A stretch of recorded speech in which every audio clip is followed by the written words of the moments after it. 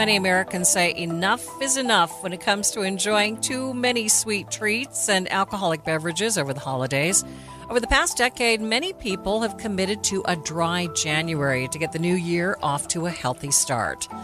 Dr. Richard Ferguson joins us for Health Matters on Midday. He says dry January is a good time to reset your habits and to see what effect alcohol is having on your body. Can allow yourself to see changes within a matter of days, well, sometimes hours, depending on how heavily you were drinking.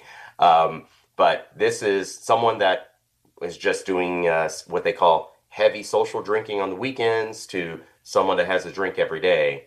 We have to understand alcohol, when people really think about, and whenever I think about our reasons for sometimes, narco terrorism in Venezuela and the drugs coming to our country, we have a legalized drug right now that's a toxin to our body. It's called alcohol. It's regulated by many state governments, taxed very well, but leads to more deaths than opioids do. Yeah, before we get into kind of the changes that people see in their body within 30 days, what does this say, though? It seems to be more young people who have kind of grasped onto this. And what does this say about their attitudes toward health and lifestyle? I think it shows that we are no longer our parents' generation.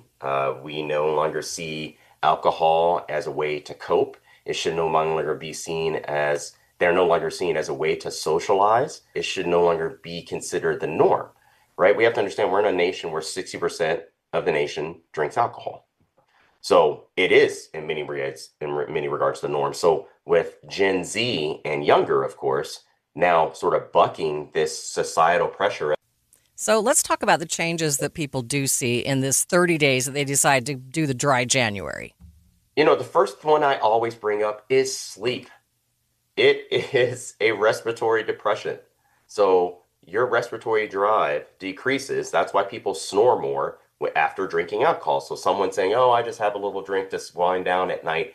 But you're going to lead to actually more apnea, meaning more episodes where you're going to stop breathing at night because you were drinking alcohol. So if you were someone with borderline sleep apnea, and this worsens, of course, people's hangover, but you may feel hungover even though you might have only had one beer or one drink or one cocktail because of the apnea that was occurring that you worsened, that you already had kind of at a baseline.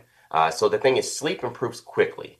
So we have to understand that alcohol disrupts REM sleep, and it's a respiratory depressant if you have enough of it. So even in small amounts. So that's one of the first things. You start feeling more refreshed in the morning. You feel is also energy and focus increases. So as the body clears alcohol, and we have to understand it's an inflammatory agent. It causes inflammation in our body, which is why our faces will sometimes be a little bit more swollen if you're someone that's drinking regularly. So even your face will start to change and your hydration will improve because you're not taking in this late night or mid-afternoon diuretic, because you wanted to have something to do while you were watching the playoffs with your family. So hydration improves. Of course, what do we do sometimes when we have a headache? We drink some water and have a Tylenol. Well, we can reduce headaches and daytime fatigue. So daytime somnolence will improve. You'll be more energetic in the morning. You're more likely to want to hit that treadmill or go hike on the weekend or go cross-country skiing because now your energy level has increased and you're able to focus on a task more easily. The other thing I can go on and on if you're okay. Your blood pressure. You will lower blood pressure and improve your heart health or cardiac markers if you're able to abstain even for 2 weeks. So what I spoke about with sleep and inflammatory changes and daytime fatigue, that'll all change within about 3 to 7 days in your 30 days of dry January. After that, you'll have improved, of course, liver function. So if you were someone that was drinking daily or every other day, your liver begins to repair itself within 2 weeks. And then the biggest one that I think a lot of people notice, especially when I'm advising, say, someone that's a diabetic or newly diabetic, and they loved sweets and soda. In this particular case, your weight changes for many people due to just the fewer liquid calories. And then you have better insulin sensitivity. So fewer liquid calories. You have to understand an average glass of wine is anywhere between about 150 to 220 calories based on a 5-ounce pour.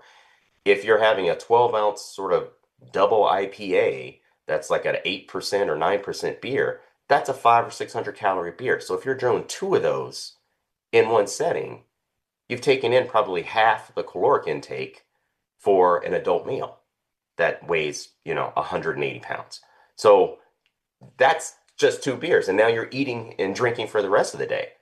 So the other thing you will tend to notice in the next few weeks is you'll have clearer skin, kind of alluded to that earlier. That facial redness and puffiness will go away. And as we were talking about right before we started this discussion, anxiety symptoms. Because of the better mental clarity, you're less anxious. Less will frazzle you, less will upset you. And also because it's being added in by having a better, it's mood stabilizing because now you don't have alcohol's depressing effect. Not only is it a respiratory depressant, but it's a central nervous system depressant. That all will fade as your hydration improves, you get clearer skin, you get better mental clarity, and you're no longer having episodes where you're having apnea or snoring loudly next to your partner or waking up your neighbor because you snore so loud. Okay, now I have to ask you about the new FDA recommendations on alcohol, and what is your reaction to that? We have to understand we came up in this time where even cardiology were saying, your one glass of red wine a day is good for your heart. There is no amount of alcohol that's good for your body, period. There's no good amount of beer. There's no good amount of wine. It impacts all our organs, particularly our brain and our heart. If you're someone that was struggling with blood pressure and trying to avoid being on a medication, one of the first things you could do is reduce your alcohol intake or stop altogether to see if you can avoid being on a pill for the rest of your life to avoid developing a stroke. So if anything, I see this as reduction is good. Okay, any final thoughts for us? When it comes to dry January, we have to understand that even short periods of abstinence lower cancer risk over time, reduce heart strain, and improve mental health and sleep patterns. So going trying to go that night or that weekend, try 3 days. You don't necessarily have to go 30 days. Dry January is not about perfection, but even a short break can give your body and your mind valuable insight. And the goal is intentional and there's no guilt associated with it. So I want everyone to maybe consider taking a day or maybe even 3 days and just sort of see how your sleep has changed, see how your face has changed, see how your body habits will start to change if you stop for 2 weeks or more. You're like, wow, I really wanted to lose those 6 or 7 pounds. All I had to do is stop having my IPA on the weekends. Dr. Richard Ferguson is an emergency room doctor and the founder of the Black Physicians of Utah.